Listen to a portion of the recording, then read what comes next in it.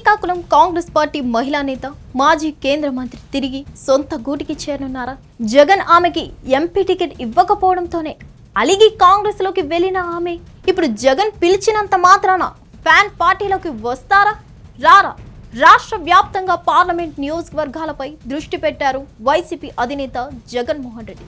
త్వరలో పార్లమెంట్ నియోజకవర్గాల వారీగా పర్యటనలు మొదలు పెట్టనున్నారు. ప్రస్తుతం విదేశీ పర్యటనలో ఉన్నారు జగన్మోహన్ రెడ్డి. ఈ నెల 15 తర్వాత ఏపీకి రానున్నారు. వచ్చిన తర్వాత పార్లమెంట్ నియోజకవర్గాలకు సంబంధించిన పర్యటనల షెడ్యూల్ విడుదల చేయనున్నారు. ముఖ్యంగా ఉత్తరాంధ్ర నుంచి తన పర్యటన మొదలు పెట్టనున్నారు. ప్రధానంగా శ్రీకాకుళం పార్లమెంట్ స్థానం నుంచి ప్రారంభం కానుంది.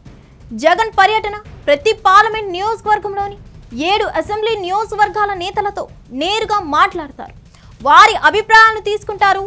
నేతల విషయంలో ఫీడ్బ్యాక్ సైతం ఉంటుంది.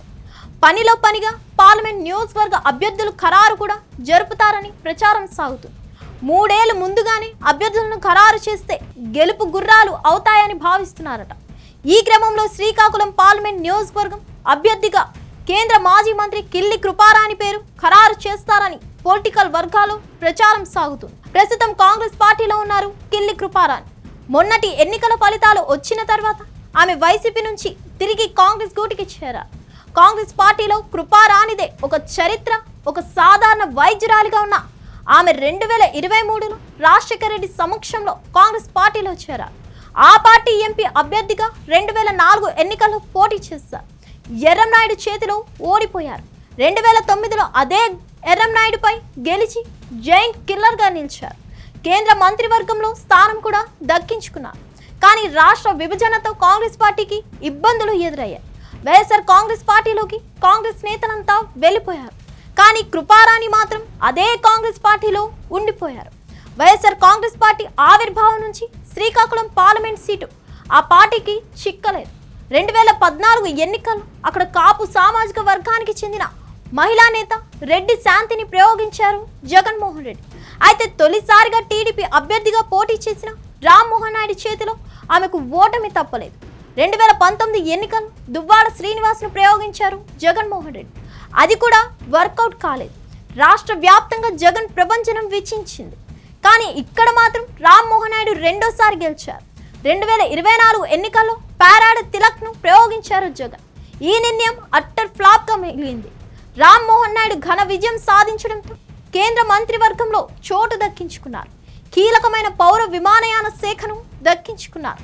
ఇప్పుడు ఆయన ఓడించాలి అంటే ఒక సీనియర్ నేత అవసరం.